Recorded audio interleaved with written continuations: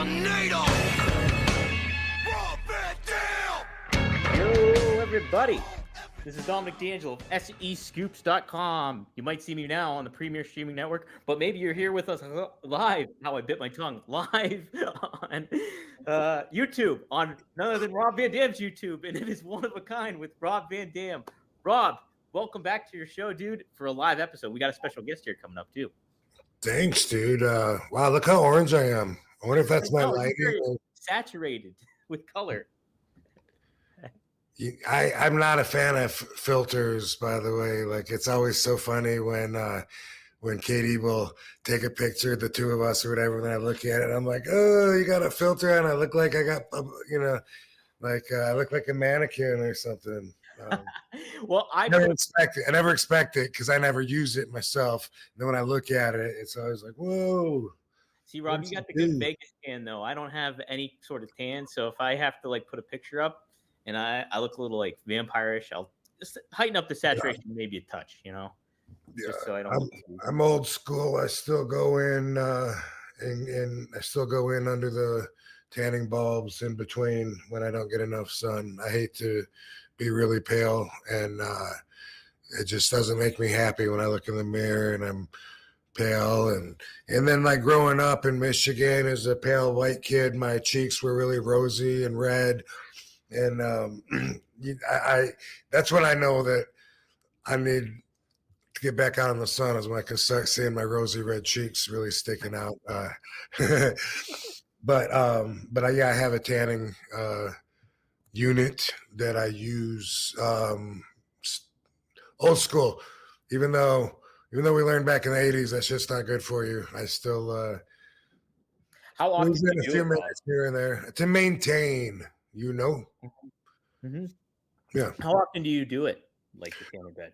Well, it depends on like if I get out in the sun or not. You know what I mean? Like if I get out in the sun 3-4 days a week and get some, and I'm out for at least 30 minutes at a time, which is a lot in Vegas, then or can be enough, then I probably won't use it at all. But if it's like if it's been like 4 days in a row and I'm starting to see my paleness come out when I look in the mirror and it just doesn't feel or look as healthy or whatever, then I'll go in. It's got a 15-minute timer, but I will use it every day for 9 or 10 minutes and still get results. And I'm not very patient, so I like to do it that way better. Doing it more often and in less time, and it'll still add up. Like, that's always been my theory that I've always proven, and it really is something where, like, when I'm in there, I'm like, God damn, how long has it been, man? It's got to be almost time. It's got to be almost time. I'm counting in my head. We just count another random 30 seconds and add that on to whatever we add. That'll get us there. I go to red light therapy, which is a new, well, not super new, but it's a lot of people don't know about it. And there's one that's exactly like a tanning bed, but the lights are red. And it also has green lights in between, which I never noticed until the guy pointed it out to me, because I started asking him questions, because there's so much to it. Like each light is set at an exact frequency, and it does certain things. And so, between being good for your skin and your bones and everything it does to heal you, there's a huge list of benefits. But the real big expensive, it's called Nova Thor, is the bed. You lay in it just like it's a big tanning bed, but it's red, and there's little tiny green lights in between, because those are set at a different frequency. I can't remember what it was, but no one's gonna know and be able to relate to it anyway. But same thing though, it's like 20 minutes is like the full time on that, so it's good to get that while you're there to get the benefit of it. But man, that's hard for me to sit still for that long. That's why I don't like massages or anything like that, really, where I'm just, like, I want myself back. I feel that. I think I would go a little nuts, stir crazy, and laying in one of those fucking things. But I've never done it, so I don't know. But Guys, hey, we're live. Can't jerk off anymore. I mean, that was cool in my 30s. You can't do that in your 50s. No, you can't do that anymore. But we're live, guys, on No, Rob YouTube. If you guys want to chime in, I see Deontay Presley's in here. We got Smitty in here, DT, Bruce Leon, Jerry Baker, Jada's in here. So thank you, everybody, for joining us. Gotham City Comics is in here, too. But hey, Rob, we got an actual guest that you invited on the show here this week. So do you want to do the introductions? And yeah, sure. You know, I just invited my friend Tim Chizmar, comedian extraordinaire. What's up, Timmy? Hey, it's me, it's him, it's TIM. Such a pleasure to join you. I'm so glad I'm on the tanning bed episode. Are they right, what a way to kick it off. Yeah, fucking hey. We might move off of that eventually, but you don't want to do 2 hours? I had notes. Beds? No? Tim is a comedian, and we work on several projects together. Huge movies like that Pizza Ninja Kitty movie thing, and even bigger ones. No, what is it? What is the name of the Ninja Kitty magic? No. Spooky Ninja Kitty Pizza. Yeah, it's out. They can watch it on YouTube. Yeah, I have it on my YouTube page, right? So if you haven't seen it, yeah, dude, I should put that up so that comes up first on the little returning video that I don't know if people can see or not, but it's so annoying when I'm trying to check comments and I got to keep watching the same video over and over. It was thunderstorms for the longest time. And I'm a reoccurring subscriber, I guess. But also, Tim used to be a fucking wrestling promoter in the Pennsylvania area. He does it all. I was a peddler of flesh. Shoddy Low. You do it. You've done seen it all like Shoddy Low. Yeah. Where in Pennsylvania? Where in Pennsylvania did you promote? So I used to run a promotion between Pittsburgh. He's in Pennsylvania. What's that? He's in Pennsylvania. Oh, are you? Okay, yes. So Norm Connors, you know Norm? That sounds very familiar. You don't know Norm Connors. All right. Well, I got started. I used to run out of Titusville, Pennsylvania, Meadville, Pennsylvania, Erie, Pennsylvania. And in the early days, we used to use Jim Miller's NWA license because in Pennsylvania, they still had the athletic commission involved. So it wasn't like theater. It was you had to go through the damn commission. So we did that for a year, connected to the NWA before we got our own license permit insurance to do our own shows. But from September 2001 until February 2004, I ran shows in Pennsylvania. No shit. So yeah, I'm like Erie's my area. I'm basically like 2.5 hours away. Have you ever heard of Du Bois or anything like that? Du Bois, PA? Or yeah, I understand. Michael Jackson did that. Yes, exactly. Yes, that's the running joke with Du Bois. But still waiting for Rob to catch up. Hey, Rob, you look orange. Why do you look orange? Hey, thank you. It's a combination of green and red. Like it make orange. This happens. But also Tim is an author, director, producer, athlete. Well, baby, yeah, I wasn't gonna say that. He said he would keep his clothes on. He's a nudist too. Yeah. Wow. You're a jack of all trades. Yeah.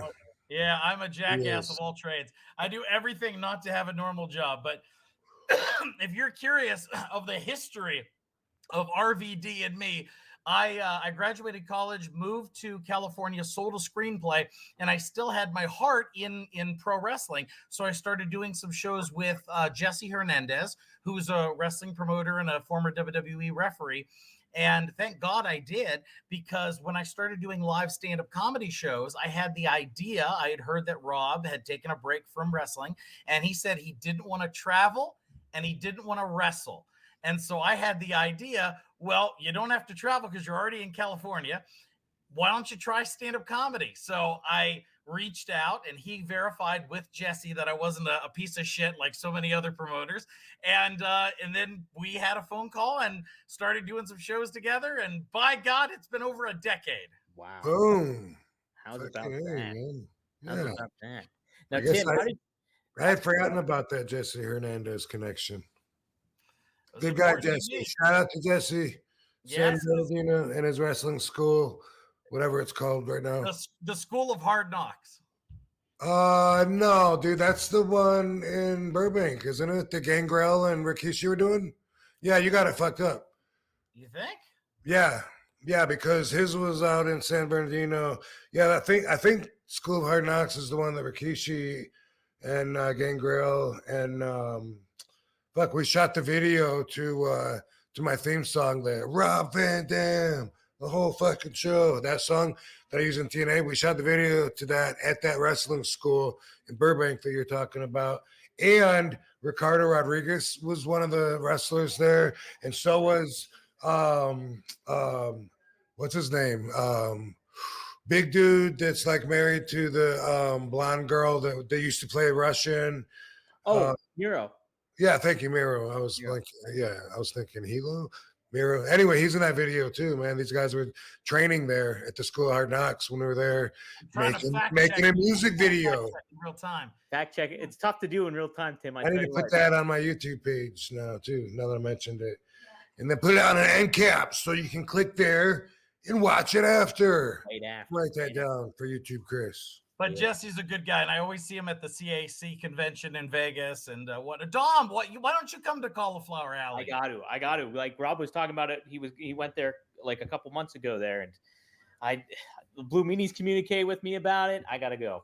It's a big Absolutely, thing. Yeah. I mean, tell me a little bit too how you got started into comedy too, stand up.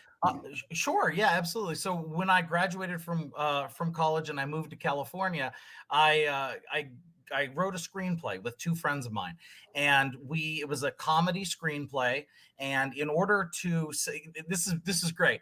Sometimes the greatest things are when you don't know the rules of the business. And because I didn't know the rules of selling a screenplay in Hollywood, we needed a star attached to the screenplay. We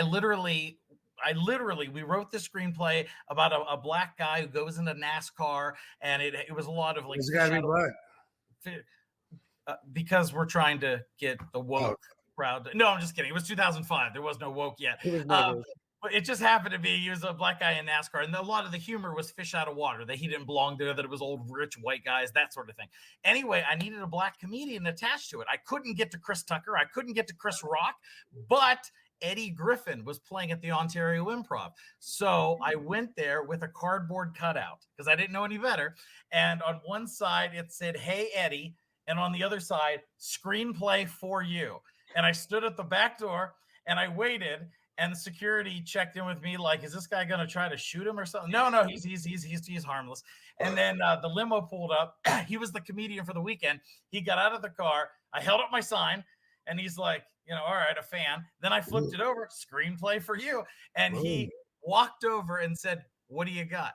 And we started talking. He gave me his publicist information. I attached to the screenplay. We were able to option our very first screenplay. And then through the Ontario Improv, I started doing stand-up comedy. And then I knew very early on that it's a business. It's show business. It's not about, working the open mics for 20 years in the hope somebody sees my genius. I went straight to the general manager and I said, "Give me a night where you sell the least tickets and I will fill those seats." They gave it to me. I filled it, and pretty soon I was doing weekends in Ontario, Irvine, Hollywood, Brea, John Lovett's Comedy Club, and then Rob on board with us, and we were having a lot of fun. So I was doing road gigs and tours, and it was I was learning on the job, but I don't have a problem with being shy. So good time. How about that, dude? Boom! I knew Tim was going to bring some energy to the show.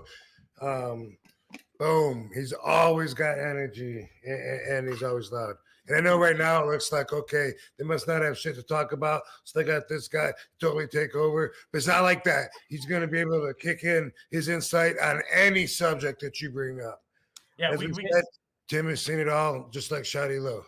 Tim, movies, Comic-Con, wrestling, whatever you want to talk about. I'm your Huckleberry. Tom, I mean, Tim, do you follow the Modern Product to keep up with everything too? Like, are you current fan or just legacy fan, or how are you? Like a lot of people in fans, I think behind the scenes is more exciting these days. I think I mostly follow the gossip and the trends and what's going on. I rarely watch the product unless it's like a clip of the show later. So, to be honest. Yeah. And that's how a lot of people are doing, right? I'll be honest about that one thing. Line ass out of here. Take that somewhere else. Is this podcast just for lying? Is that We're all Just about pure lies. on lies. this podcast. It's not this one, sir. Okay. All right. I've been told. Well, Chris Dyer says Chizmar rules. He even paid $2 to say that. So thanks, Chris. To for say that. what rules? Yeah, he says Chizmar rules. Chris right on. Dyer, let me tell you, Chris Dyer runs the Podcast Producers Guild, which has its location out of Las Vegas. So he's a guy who knows his podcast. So Oh, how Right about on. that? Well, Right hey. on. Oh, well, don't I didn't warn you before I invited you, but we got like 12 listeners, and so this is really just kind of like hanging out. It's just basically hanging out. What it is. It's basically just like catching up once a week. Hey, Dom, and then we let those 12 people in on it. Yeah, right. That's what we decided. Just let a couple more folks in. So that sounds great. Good. I'm glad I'm here. So. Maven, everything that Maven does, he gets 250,000 fucking views on doing a video. And it's like, yeah, that's a total different game than we're doing. We're working our way up to 17 people. we're Brother, grassroots. I go back to RVD TV.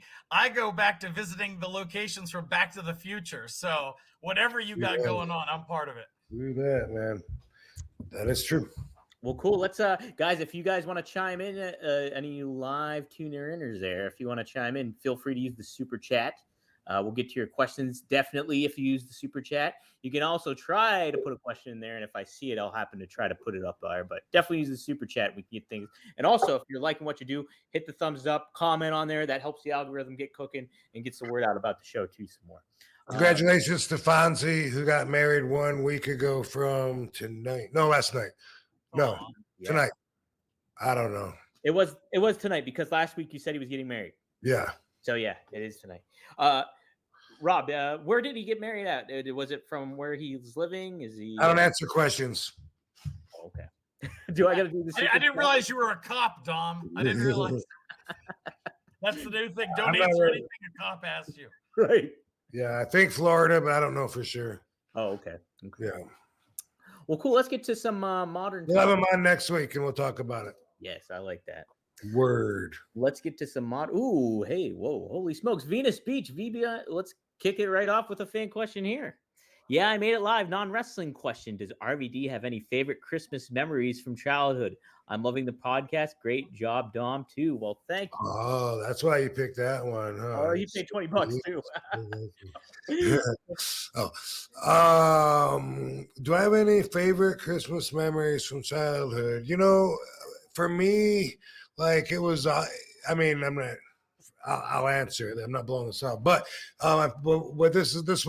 these are the thoughts that collect in my head when I get this question.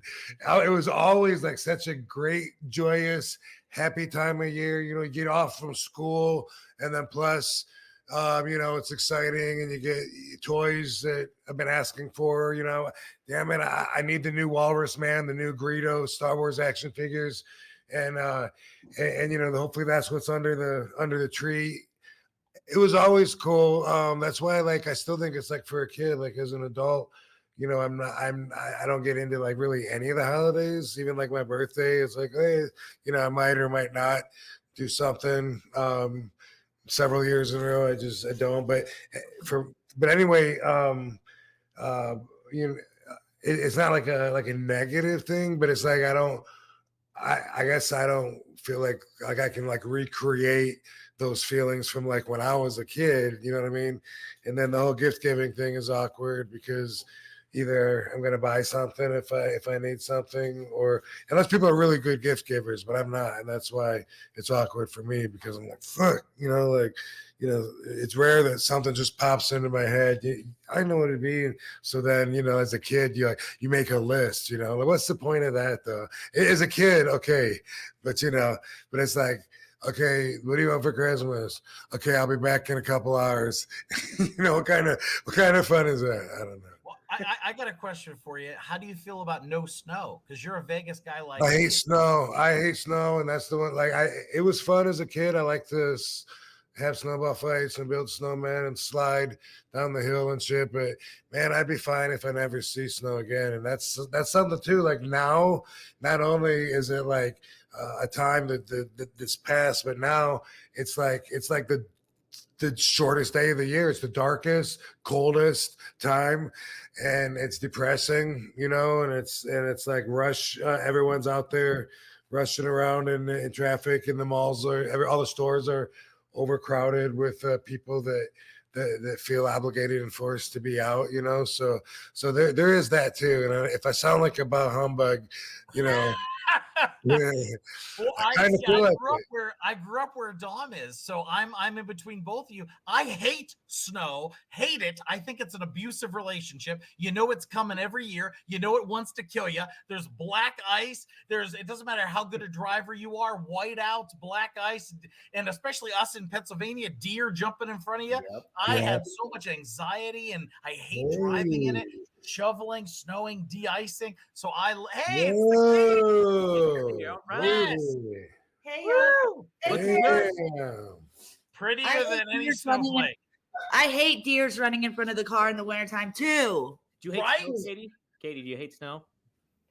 I don't hate it. I don't like the deers running in front. I can get behind that. But snow doesn't bother me that bad.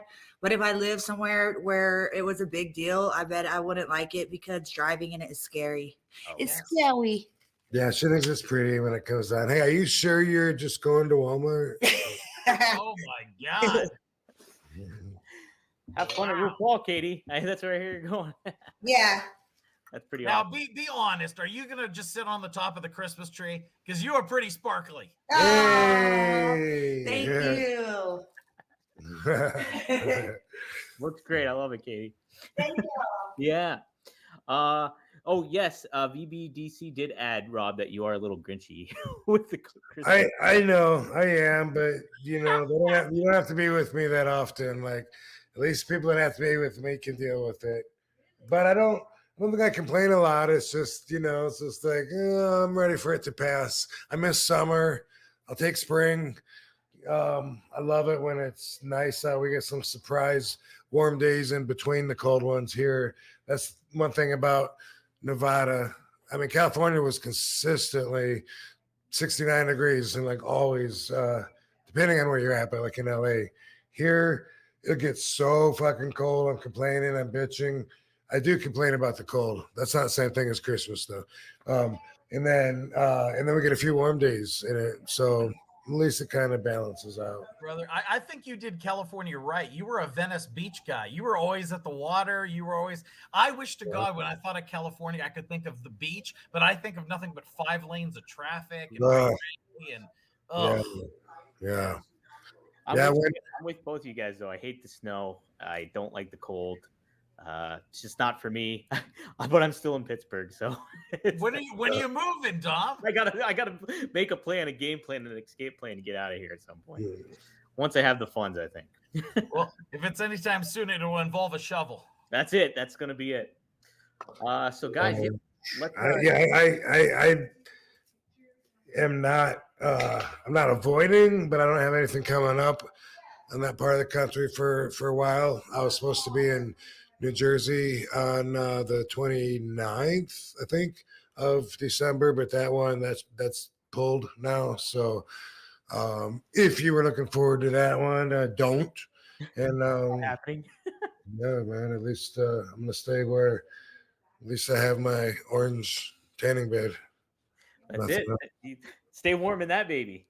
Yeah, it's like 60 degrees here now in the daytime, which is pretty decent, especially when the sun's out. Yeah, absolutely. Rob, you are going to be, I think somebody asked, I know on social media, are you going to be at like in Philly, like for WrestleCon, I think. And I think you were announced for that too, actually. Yes. God willing, meaning, if I'm still alive, that's a long time away, but hopefully. No, but I will be. And yeah, I'll be there at WrestleCon and working on a few other appearances. That's usually what we do. WrestleCon week, usually, like, since all the wrestlers are in town, they're appearing all over doing different things sometimes. So was it last year at Dallas? Seems like it. Year was LA. Oh, okay. Oh yeah, right. Yeah. Right. It was chaotic there. Yeah. It was. I was just remembering, and when I was in Dallas, like I also did somebody's podcast, and I went and that guy that cracks people's backs, like it's a gimmick. I've seen Yeah. that. Yeah, I went to his place, and they were all just paid appearances, you know what I mean? But it was like you fill your schedule up, like boom, I'm here from Thursday to Monday, or whatever, and then boom, you go to work. And usually there's like 35 different wrestling shows going on in a few days, so several at the same building, right? Mm-hmm. Absolutely, pretty big event, and I will be there, especially because it's Philadelphia. Tim, real quick, what were some of your favorites growing up as a kid? You were a fan growing up, I'd imagine, right? Oh, of wrestling? Of wrestling, yeah. Sorry. Yeah, very much so. I was lucky in that my family didn't have the is it real, is it fake? It was our football. So my grandfather was a big wrestling fan, and we just grew up. It was wrestling. So Andre the Giant in the 80s, and the weird thing is I can't pinpoint when I stopped watching wrestling. I just know it was a big part of my childhood, and then when I was in high school, one of my buddies became a huge Shawn Michaels fan, and he reintroduced wrestling to me circa WrestleMania 12. And I shit you not, I went to the video store. Do you guys remember video stores? And they used to have sections dedicated to like horror, sci-fi. There was in Pennsylvania. Wrestling. There was a wrestling section, and I watched every damn video they had, WCW, NWA, whatever it was. And then from that moment on, I was the nerd who knew the title lineages. I knew all the ins and outs. I could look at the title, and I know the title didn't change hands there because that was 3 months later with so and so. I was back in, and it's never left me since. It'll always be in my blood. And I find even people who try to act cooler than being a wrestling fan, I'll be on set of a movie or something, and they'll come over to me, hey, yeah, I don't really watch wrestling, but and then 2 minutes later they're talking about the history of the Four Horsemen, right? There's something that they dig. Everybody acts like, and come on, there are so many. There are more fans than who admit that they're fans. Absolutely, there is. It's true though. Like I've in Ridgeway, Pennsylvania. I'd had a video store right in the back wall. You go straight to the back. There's all the wrestling video VHSs there. Absolutely, yeah. And then when they were coming out, in the Attitude Era and all this and that, you remember? I think it was called Capital Carnage or something. There was one that was overseas, and somebody got topless. Was it Jacqueline? I think Jacqueline or Sable, one of those. Yeah, topless on it. And I remember being like, how did this, here it is. Like she showed her tits on the VHS. Sable had the handprints over hers. I remember that happened. Yeah, I don't, but Jacqueline I bet you somebody in the comments knows what I'm talking about. They did a whole thing where she got topless, and they continued wrestling. They like lifted her up and did a move, and I was like, how did this? Right. Yeah, it was pretty shocking, but it was pretty fun. And so, yeah, brother, I've always been on the wrestling bandwagon forever. Okay. Hey, good to know. Good to know. Well, let's talk a little. And the nude wagon too. The nude wagon. Yeah, look. Usually, right beside the wrestling section in the video store, there was the porn section too. How dare you, Dom? Now listen here. I am a card-carrying real nudist. We separate sexuality from nudity. I will tell you, nude isn't lewd. We are not closed-minded, and nudists don't belong in the closet because that's where clothes is. Every time, ever since he saw that video with Jacqueline, Tim can't keep his tits away. I said that's a great idea. Good. Yeah. I love that about Tim because I'm like, I think he's the only person in the whole world that loves being nude more than me. Like he gets it. I love it that we're not closed-minded. Hey, that was good. Did you know the naked comedy I did got nominated for 2 awards? I bet. At the award over 30 critics approved. It was nominated for WTF, and it was nominated for best indie movie shot under 100K. So that's awesome. Yeah. Hey, congrats. It's like the Oscars for indies, so it was pretty cool. That's pretty awesome. Oops. Uh-oh. You gotta leave it She's on. always doing this to me. You gotta leave it on. Lipstick. I need to look for my lipstick. Yeah, we do naked comedy tours, bike rides, marathons, but it's all non-sexual. So it's nudist resorts and beaches and hot tubs and hot As long as springs. the seat stays on the bike. Haha. So yeah, he's always been on me about the nude bike rides. But that's another crazy thing about Not living in on LA. him, literally. You could have 700 naked people on bicycles ride through your city with a police escort. Doesn't even make the news. I believe it. I mean, you look at New York City too. It's like people don't get phased by anything there. Like you see, and they have the top freedom, the free the nipple stuff, so women can be topless in New York. yeah. But what if somebody in a car plowed through said naked bikers? That would make the news. That would definitely make the news there. That's kind of popular to do. They did that out here in Vegas. Might have been the OG one out here. Really? No. What was one of the first ones? Holy shit. That would change things up. Yeah, but so that's a big. I'm definitely an advocate for it, and I'm always a proponent for it, and I'm always involved in the organizations of the clubs and all that kind of stuff. Yeah, For running over people in your car? Tim, yeah, that's exactly what I said. That's what I said. I am a proponent of. I would like to go on the record as saying that I am in favor of running people over with their. No, Like Tromaville. yes, Lloyd Kaufman, my good buddy. That's where the noodles are noodling. It's streaming on Troma now. You could watch it. My movie. Yeah. Okay, yeah. I'll always remember that scene when they're in a car and they just thought it'd be a good idea to like run over kids and they just started like boom and people really did that. People did that recently here. Yeah, I think it was about they did a remake of the Toxic Avenger with Peter Dinklage. That's what it was. That's what it was. Y'all, this is my girlfriend. Yeah. Hi, girlfriend. How are you? Hello. You were here last week too, weren't you? We saw you last week. Yeah, that was me. Yeah. What's your name again? Jeanette. Jeanette. Okay. Nice to meet you. Yes. Bye, Have fun, ladies. Yay. Yeah. Tell RuPaul I said what up.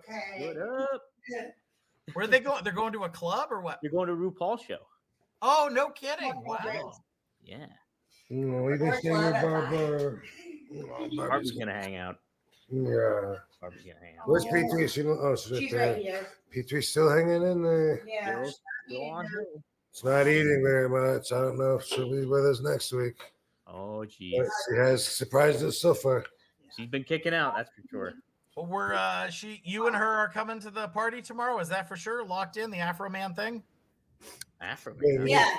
Yeah. For All sure. right. I want to go. Yeah, but nothing's really for sure though. I gotta see what part where it is. Y'all get one good looking outfit before I head out. Come on. Heck yeah. With the yin yang bag. But also the fucking Oh, wow. That's so cool. the rodeo too. When do you want to go to the rodeo? I want to do that too. I got it. You can't do everything tomorrow. Okay, we could do that tomorrow. We're doing everything tomorrow, I guess. Yeah. I forgot the rodeo was in Vegas.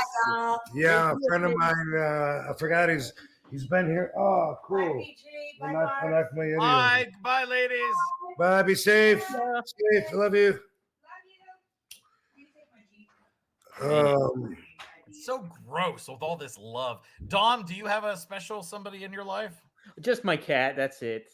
I love my cat, and my cat just died 2 months ago. So I'm fostering two kittens right now. Oh, that's good. I'm sorry about your cat. That's rough times. It is. It's very rough to deal times. with. Very, Tough to deal with. Yeah. It was a very sweet boy. Yeah.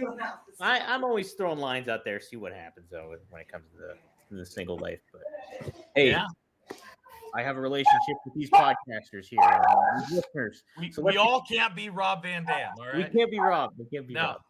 You're one of a kind. Otherwise, we have to change the name of the fucking podcast. Right. Two of a kind. It's not three of a kind. So. All right, Barbie. I got you. I heard you. Yeah.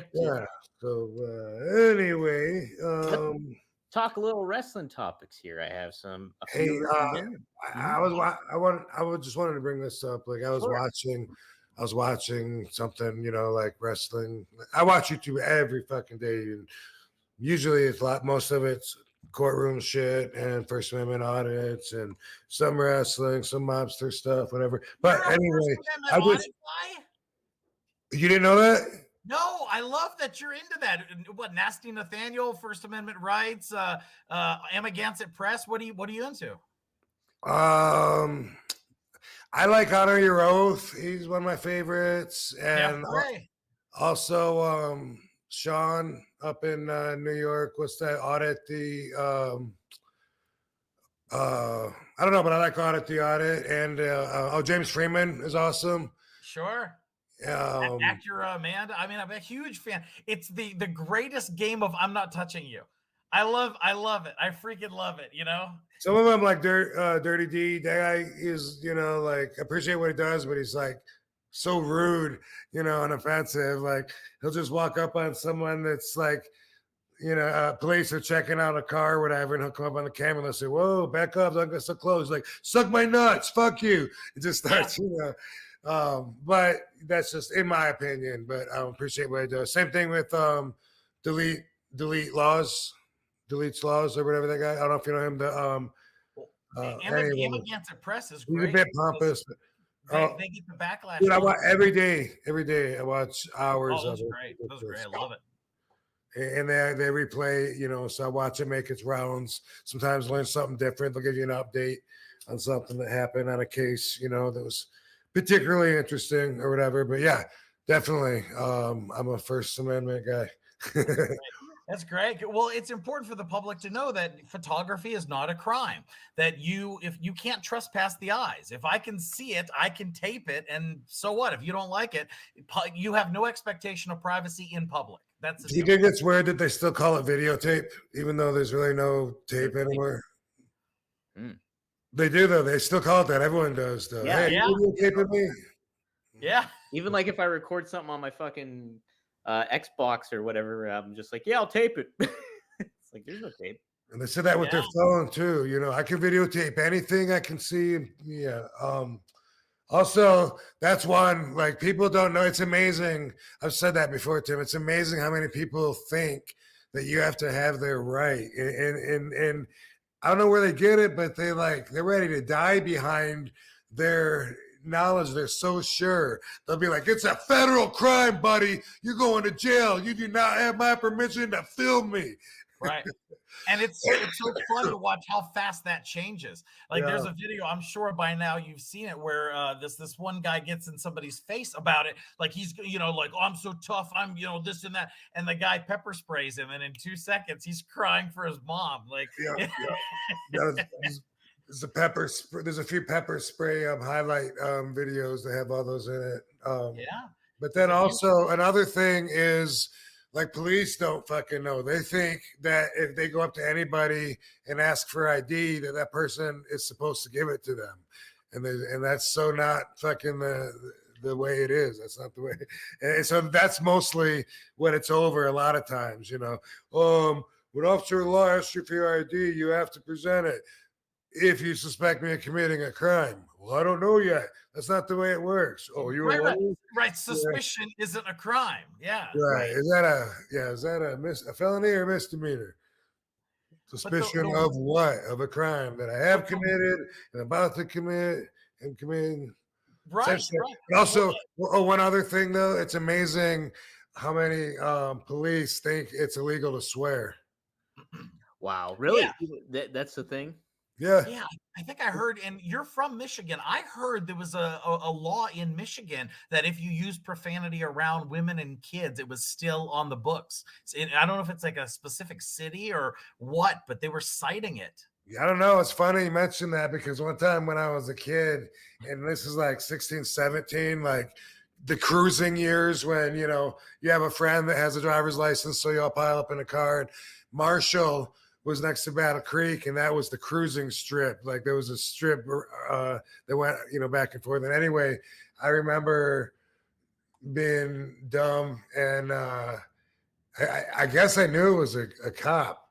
The fucking I don't know if he was standing, I can't remember, but I had my head out the window at the cop, and I just said, "Fucking A." And he was like, "Pull over." And he wrote me a ticket. And it was I think it was I don't know if it was disturbing the peace or disorderly Like conduct, some maybe bullshit. or something.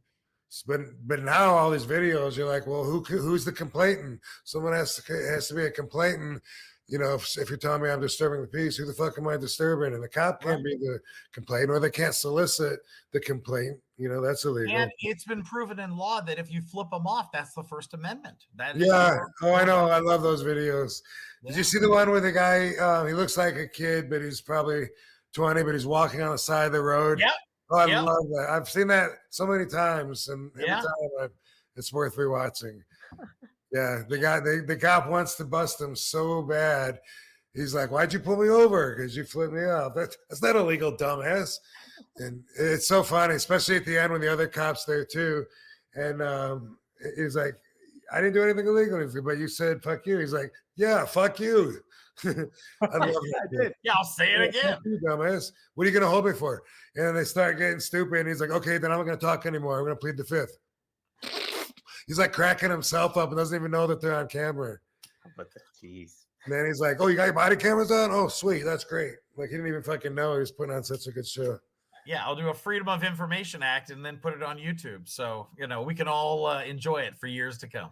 How could that be illegal to have your middle finger up? You know what I mean? Like, oh, Yeah. How do you document that, or put it's your own body. How can it be illegal to put your body in a certain way? Like, you know what I mean? Well, I'm trying to talk to action are you really taking? Hey, that's why us nudists say what we do. Why is it illegal for me to walk down the road naked?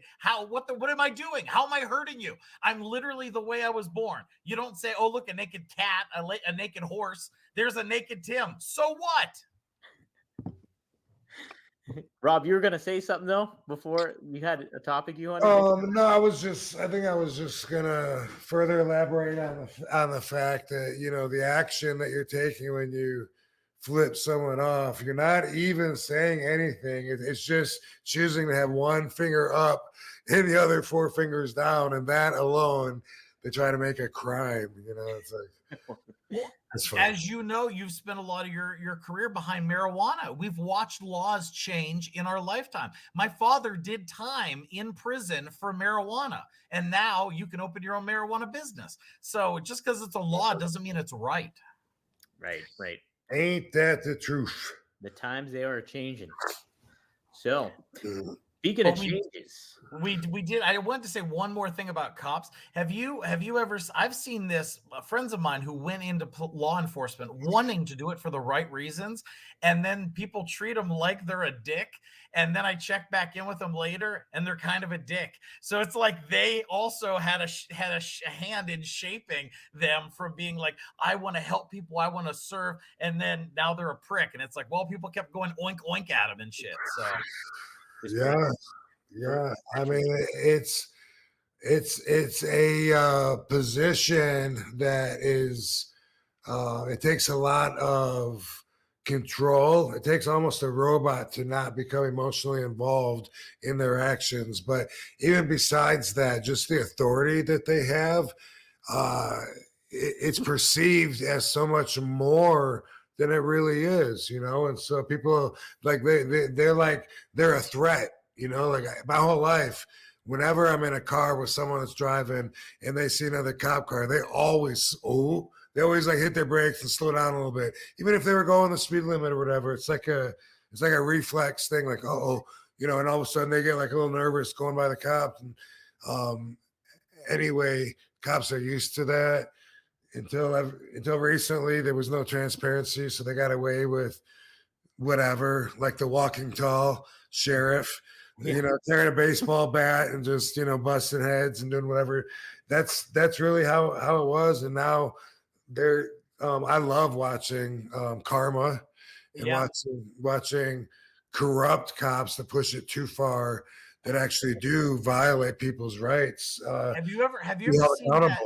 Have you ever seen that William Friedkin movie Cruisin' with Al Pacino about the gay murders? I heard about it. Kevin Nash was actually talking about it on his podcast. Well, check this out. There's a moment where they're interrogating a guy, and a black man, a big muscular black guy in a little Speedo, walks into the room and slaps him out of his chair and then walks back out of the room. And when you watch the movie, you're like, what the hell was that about? But when you do the research, they used to do things like that, the police force, because now that guy can't say it happened. Everyone would be like, you're insane, that you're making it up. That's why they would do stuff like that during their interrogation, because you couldn't complain about it. Wow. Why couldn't you complain about it? Because I tell you, the cops took me in for an interview, and halfway through, a man in a Speedo came out and slapped me in the face. Nobody, it has no credibility. Nobody believes it for a second. Okay. Isn't that outrageous? That is pretty wild. I heard that movie Cruising is wild itself. So Yes. But cool. Well, Rob, what I did want to start with, before I hopped on here, some news broke regarding one Kenny Omega. Apparently, he is hurt and he is out indefinitely. This is the second time he posted a picture of himself in the hospital bed. Said, "Can't really sugarcoat this. I'm out indefinitely. Tried to keep pushing past this pain as long as I could until it became too much. Luckily, doctors caught me when they did. I'll be here in the meantime. Please enjoy wrestling." Rob, you're not somebody that got injured too often that put him on the shelf, but I kind of wanted to get your perspective on it too. When you had that kind of time off, especially after your leg, when that happened in ECW, what is a good mindset to kind of have when you're on the shelf for that long, and how tough was that for you? Well, there was the time when I broke my ankle and had to give up the television championship. That one was very tough for me, and I was probably only out a month, maybe. I'm sure I probably came back early and broke my cast or something, but it couldn't have. I mean, maybe 2 months was, you probably only need 8 weeks for that anyway. But I don't know. I don't really remember. Maybe it was longer than that, but it doesn't seem like it. But then anyway, I really thought that I was indestructible before that. So that did a lot to my ego and, humbled me, made me realize also how important stretching and sticking to my technique was, because broke my ankle on the one night that I didn't stretch because I was running late. And then when I tore my ACL in WWE, that sucked again. But it had been hurt for 4 years, and it just been getting progressively worse and worse. It killed me every single night. People don't know that when they're watching my matches from 2001 to 2005. Pretty much every night my knee was killing me, and I didn't want anybody to know, because I was like, I can still go. So the pain is just for me to deal with. That's my business. So didn't you have an eye issue as well? Like part of a table went through, you injured your eye, didn't you? Well, that I didn't miss any time for that. So all that was a flesh wound that got sewn. But what I was going to say about the WWE, it was hard. I did feel like really crushed. I felt like I was letting Vince down, because I felt like I was selling this package to him that I could let me be me. I'm not going to get hurt, because they were always concerned because of my style since I came in, that you're not going to be able to do all that shit, flip into the floor when you're working, 4 or 5 nights a week. And of course I still did, but eventually, because I hurt my knee before I got to WWE, and it just got worse and worse and worse. And then eventually my ACL snapped one night, and I was in a match, me and Rey Mysterio against the Basham brothers. And then I was just fucked. But I felt like I let Vince down. I felt like, fuck, we're going to miss WrestleMania. Me and Rey Mysterio, we're having a lot of fun. I'm pretty sure we were the tag team champions. So I was really enjoying that. And now all of a sudden, boom, I'm going to be off for 6 to 12 months. I was very upset about all of that. Having said that, it was one of my favorite years of my whole career. I was so burnt out that I enjoyed being home. There wasn't a time when I was missing being on the road like a lot of the boys seem to go through. Never. At the end of it, As a matter of fact, at the 6 month point, which is the earliest you can come back, they brought me in to take a look at me, and I told them I needed another 6 months off. I said I want to be able to go right back where I left off and be able to spin around on my pivot and balance, jump without worrying about my knee. And everyone I know comes back too early, then fucks it up again. And I don't want to be one of those guys. So they had Carlito injure me, put me back out again. You might remember that in Carlito's pit, whatever the fuck they called it. And at the end of what was it? I think it's Carlito's. Carlito's. What's it called? Carlito's Colt Cabana. They should have called it the Big Apple. Yeah. Big Apple. Oh, that would have been good too. At the end of the 12 months, I didn't want to come back still. They had to kind of coax me to coming back, and they called and they told me that the doctor thinks that I'm milking it, or whatever. And it's like, fuck, I can't get more time off. And so I reacted completely different that time because of just where my head was. As a follow-up to that, did that kind of change your mindset too of regarding how you lived your professional life as a wrestler? Like, was it like, wow, I've been in the gears of it all, working constantly, and then I have this time off. Did it kind of be like, I don't necessarily need wrestling to kind of define me? Did that kind of put a different perspective on your career for you itself coming in? If that makes sense. I don't think so. I think that my mind was always home, at least from my perspective, where some of the guys can't wait to leave their family and get out on the road. Some of the guys can't wait to leave the road and get back to their family, and even though I had like a shitty marriage and stuff, I had the perspective of thinking I'm going to treat this home life as if that's the real deal. That's always going to be there. That's what I'm investing my everything into. And then this is work. Everyone, my friend, I'm sharing a ride with you one day. We're friends. Next week, hey, where'd Dom go? Oh, we got fired? Oh, well, okay. that happens all the time. So, your family doesn't leave. Well, sometimes they do. But I mean, it's like, as far as that goes, though, I had that in mind. Like, I never felt like I was untouchable. Every time they do the mass firings and people are like, I can't believe so-and-so got released. I always got to laugh inside because I never felt that way about myself. I never would have been like, oh my God, they had all these plans for me. They said we were going to be doing this, and then boom, all of a sudden they don't have anything for me. What the me and my talent? Like I never ever felt that way. I think that takes a big ego.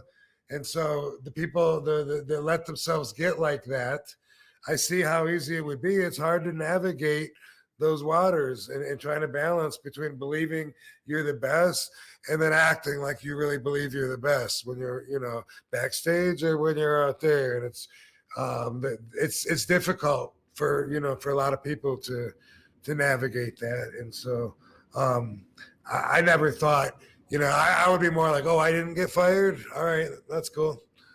Yeah. It's like you can always expect, like, you never know. You just don't know. Yeah. So I felt like when I was injured and got to stay at home, I felt like that was bonus time of being home. Hey, I get to sit in the house that I paid for and watch the TV that I bought, and I really, really enjoyed that. And I was so tired of being in a different town every single day and flying and going through the airport lines and renting cars, and that the monotony of the job had burnt me out so much that I fucking loved it. I loved the whole 12 months that I was home, and I did rehab. Obviously, I did pro athlete fucking intense rehabs and then I did pick right up where I left. Boom, went right back to it. Never heard me complain about the frog splash, banging my knees up or anything after I went back at the end of 2005. So I'm glad that I did it the way that I did. But I always felt like I was away when I'm on the road, not when I'm home. Yeah, that's interesting. because Well, like the thing that makes me think when you mentioned Kenny Omega getting injured, hasn't AEW had a lot of injuries? oh yeah. Doesn't it kind of give some credence to the maybe the guys are given too much power to do what they want, and somebody should tell them to stop doing so much crazy. Is there anything that could be done to stop the injuries? Maybe tell them, hey, stop fucking acting like every match is WrestleMania. You know, maybe someone should bring them in a little bit.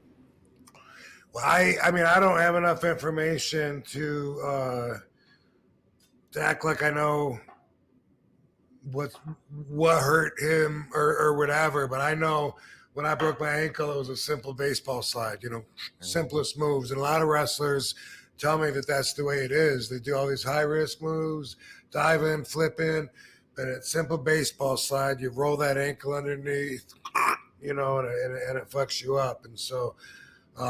My ACL, I actually injured it first by slamming my knee into the cement.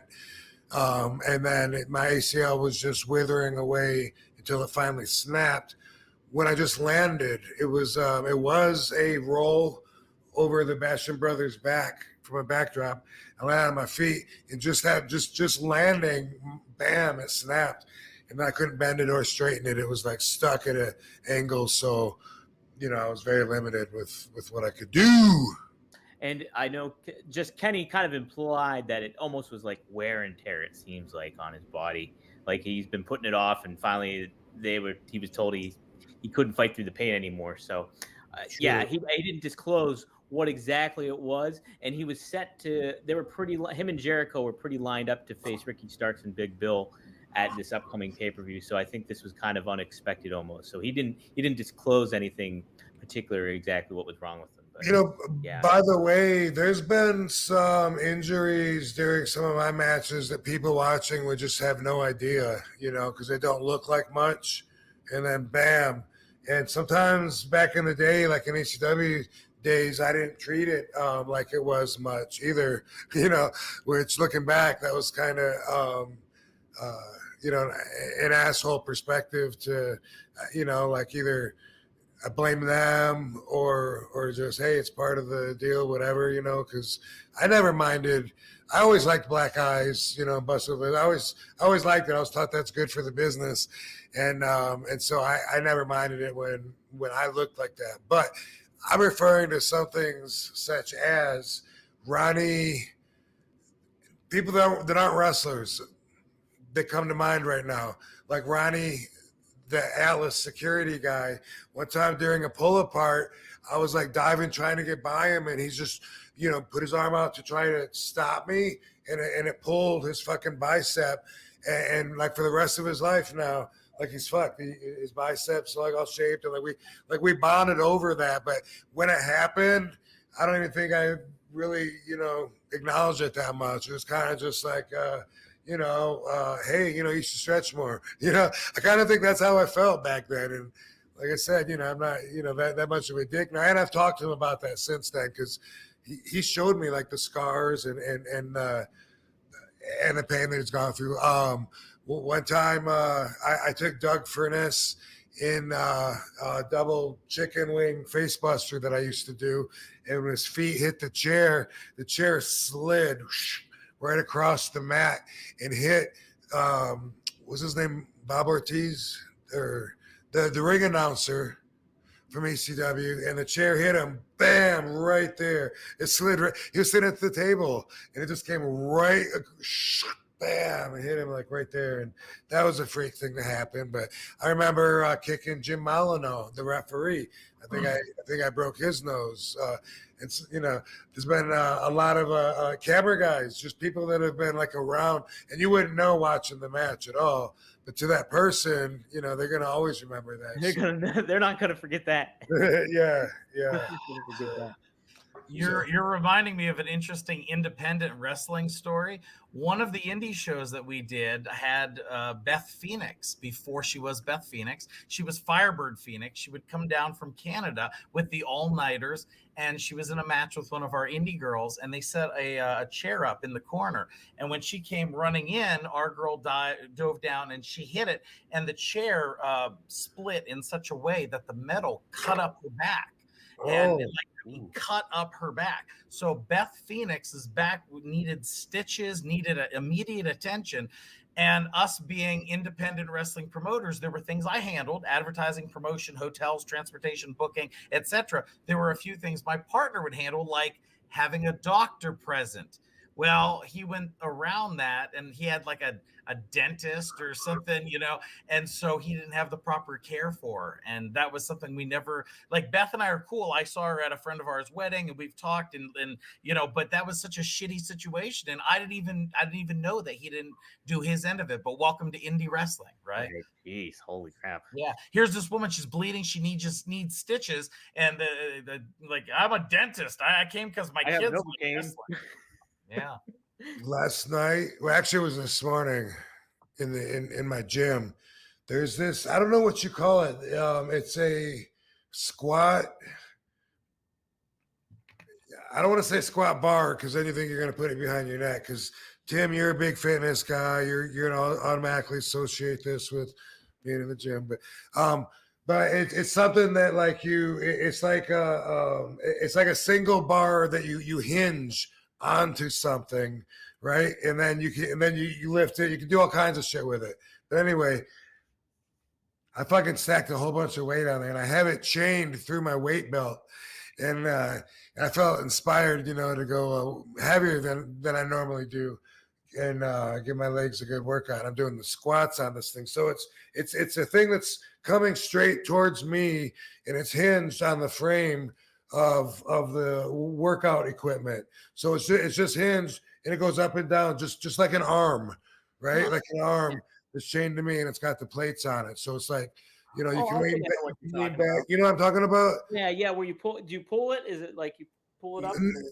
No, it's just a single. I don't know what the fuck to call it, but it's just a single bar, and so you hinge it, and all it does, because it's hinged, is all it does is move up and down, and so you can, but you put the plates on it, and then you can do squats without hurting your back, and anyway, it's pointed at me, and I have it chained through my weight belt this morning. It was like for this morning, or no, it was actually a little bit after 5. I remember now, but I go to start squatting up, and something snapped, and the bar went right down my body because it's like facing me, and it ripped. It shredded, but it ripped right through my shirt. It ripped right through my fucking underwear, and then my dick fell out. Today? What am I listening to? What? It was like a fucking cartoon. It was like, and then my dick was like, there's an opening. You were doing dick crunches this morning? Oh, I almost took a picture. I almost took a picture to show Katie because she's in bed 5 this morning, and I'm just like, oh my God, she's not gonna leave this. And I'm like, I don't want a picture of me like that with my dick out. I've gone this long without having dick pics in my phone. I think I'll pass. I'll just tell her the story. But now I'm telling you too, because my shirt, my underwear, all of it just one big hole, like right down the middle. And thinking back, that could have potentially hurt me, I guess. That could have been real bad. So maybe I should sue somebody. I think so. Jeez. Always. That's the American. Sue the owner of the gym. Sue the owner of the gym for that dick machine that almost. Yeah, I think that might be how that dick guy was doing the suplexes and stuff. I think you're right. That's probably where you can find your guy. What's his name? You work with him. Ooh. Did you work with him? You worked with Joey Ryan? Yeah, what? Joey Ryan. Joey Ryan. Joey Ryan. Yeah, Joey Ryan. Yes. That's how he got his dick suplexes down, and you don't even know. Don't even know. Jeez. Well, speedy recovery to Kenny Omega. Don't use the dick machine. Be well. Yeah. Be well, my friend. Be well. Rob, something I wanted to bring up, and Tim, you can chime in on this too. This is an interesting one. I Wait, forgot to mention. wait. Dom, I'm sorry. About the Joey Ryan thing, you just reminded me. They released the pay-per-view that started the inspiration for AEW, and they removed Joey Ryan's match with You did. the giant penises and all that. They Oh. removed it from which I think's bullshit. I mean, I'm gonna go on the record as saying that, because that was a storyline that was through the Elite, and it was a resurrection from the dead, all that. I don't like this revisionist history, whether somebody wants to shit on the guy or not. I don't think it's right to remove Adam Page's match against him, which was part of the start of the damn AEW. So how do you feel about that? What do you think about Babe Ruth's home run record? Isn't that the same thing? Didn't they want to strike him because he gambled, or do I got my guys? Oh no, Barry Bonds. Speaking of Barry Bonds. No, not. Are you thinking of Pete Rose, maybe? Pete Rose. I was thinking Pete Pete Rose. Rose. Yeah. Okay, because he gambled. Yeah. Yeah. Dude, I don't know anything about what you're talking about. Revisionist history. It's like when you accomplish something, you did it at that time, Right. Okay, but I don't know the story about how AEW started or the giant penises. It's the first I've heard of any of this. But what about, like, say an MMA fight or a race, and then afterwards the drug tests come in, and then they take it from you because you failed a drug test? Same thing? Same thoughts or no? Well, that was an internal, because that happened to Brock Lesnar. There's a fight Brock had where they reversed it later. He wanted happens all the time. It's happened to the Diaz brothers. It's like so many times, and it's not even with weed, where it's like, really, is that even an enhancement? When you're fighting. I mean, anyway. Do you feel the same way about that or no? It's interesting. I mean, I don't know, because I feel like there was a crime involved. Like, I'm talking about the steroid thing or any kind of enhancement. There was a crime. Then they acted out while under the influence. So I guess that's fair to take it away, since a crime. I mean, crimes. That's more like an infraction of the sport. Yeah, right. I'm saying cheating. Yeah. When it comes to the footage stuff, I almost feel that I'm kind of with you, Tim, in the fact that, hey, people did what they did, and you can't necessarily change that. Like, I mean, O.J. Simpson's not getting taken away. His Hall of Fame stuff's not getting taken away. He's not getting kicked out because of what he did. He's not? No, he's not. And then there's the other aspect too, where he's like acquitted too. Yeah, that's true too. And so, but like, and if to maybe make it more relatable, is like even Chris Benoit stuff, that stuff gets removed from the network, or like. Well, I was thinking, I mean, what about when you kill your family and yourself? Right. So, like, is it removed from the network? I thought there was. I think they just removed from everything, isn't it? I thought they put it. I think they started removing them from the DVDs and the that kind of thing. I don't. He's still on the network, I believe. I feel like it was a Hulk Hogan. Like, remember when Hulk was bad for, he's kicked out of the Hall of Fame for a year or two because he used the N-word and all that, and then he came back. So I feel like they've enhanced. I think the Benoit footage, you can find it on Peacock. You can find it. I don't think you. I don't think you can search for him. I think that's what it is. I don't really. I don't think you can. I might be. But have you tried searching by family killer?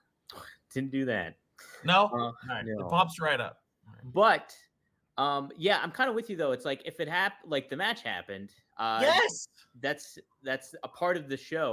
Bob, what we're referring to is All In, the original All In that took place in Chicago and stuff with Cody and the Bucks and all that stuff. That show that they put on. And Joey Ryan was a part of that show, and obviously the speaking out movement kind of happened, and JD's out of the business and all that kind of thing. So yeah, it's a very touchy subject. It's like, I'm not for that kind of thing a lot of the times. If the match happened, it happened, and you understand the person and their actions that they did, and they're responsible for that. And ultimately, you should still be able to watch the match. I kind of feel. I'm kind of sure. I mean, if we wanted to, that would dive into the whole, how long are you supposed to be punished? Are you supposed to lose your livelihood because you had a bunch of sex hookups? There was never a crime. There was never, like, it's You know, it's almost like it became cool to hate the guy, and then everybody acted like they never liked him. But meanwhile, he had worked with Foley and Lawler, and like, you know what I mean? Everybody was on board for the penis stuff, and then suddenly overnight, he's the devil. You know,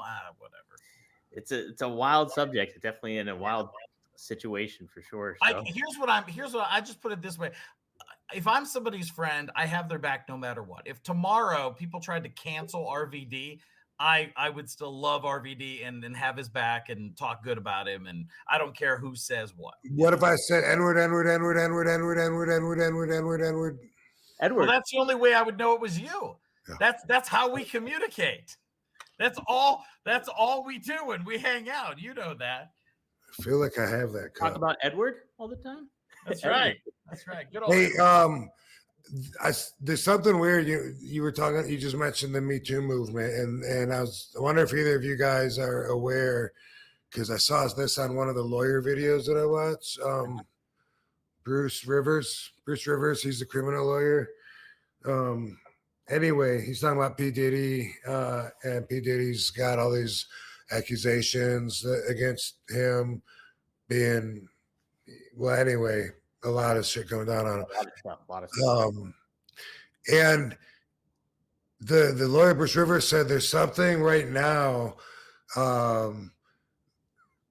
some law where everyone has like 1 year, and within 1 year you can bring up old shit that normally would have ran at statutory limitations and be expired. And so he said that's why all this shit's coming up right now. Like you got and I just thought that was like really weird. Like when was the official start, you know, and like who knows about this, but he says that 1 year and I got the impression that it started like in November or something. So but he was saying that it's he was using a term that I didn't know about, sunsetting. He kept saying it's sunsetting, so that's why it's 1 year. And I didn't know about that, and I didn't know. You guys don't know, right? No, I'm not familiar with that term for it. You know, I think I do remember that when hearing about the P. Diddy stuff was that like, yeah, it was under the statute of limitations or something like that, and they had to do something to address it or like get it out there and make it get in a legal process, or else they couldn't do anything about it or something. But I didn't know about sunsetting. So. Yeah, it was weird. Yeah. He said that the purpose of this 1 year amendment or whatever the fuck it is, he said the purpose of it is to kind of like clear out a bunch of old cases that have just been sitting for years or whatever. And so people are coming forward, you know. I found the definition actually. So it says a program agency regulation to a legal provision under which it is terminated automatically at the end of a fixed period unless renewed by a legislative action. So, and used in a sentence, the Commerce Secretary has put forward a proposal to sunset the trade agreement every 5 years. Okay. Yeah. So right, man, that's my producer, yo. Boom. Laying it down. Man, I look like I'm smart on here. How about that? Now I know. Now we're smarter. Right. Well, okay, so we talked about wrestling VHSs. I wanted to talk about wrestling DVDs. And WWE is ending them. Did you guys hear about that? Yes. Yes, I did. Yes. They're ending physical copies of events and stuff like that. So if you want to get WrestleMania 40 coming up, you're probably not going to get a physical copy. It'll probably just be on Peacock or whatever. Rob, I actually have this DVD. I was using this as an image today. Is that one, the One of a Kind DVD? Yes. So that link, YouTube, Chris, put the link to that down below. Yeah, that's a good one. There's some good but they've been saying for at least 15, if not 20 years, the DVDs are out. Or you know, on their way out, or they're gonna go, but it just didn't even seem real. Like, because it's been okay, they're still there.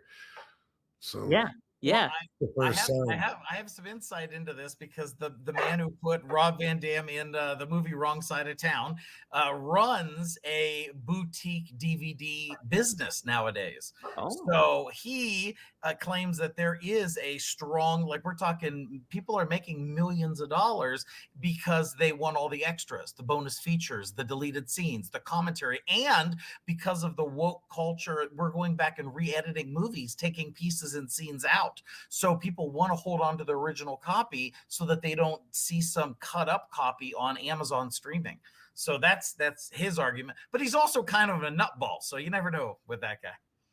Well, here's the thing too with wrestling fans, there's always that correlation of wrestling fans and movie nerds and comic book nerds and a lot of that stuff, and they're big collectors. So I'm pretty surprised that WWE is kind of like, hey, like I'm sure they know the numbers and maybe it's the revenue that they're making it is not nearly enough, but it just would seem to make sense to have those for those type of fanatics that want to have a physical copy and like to collect.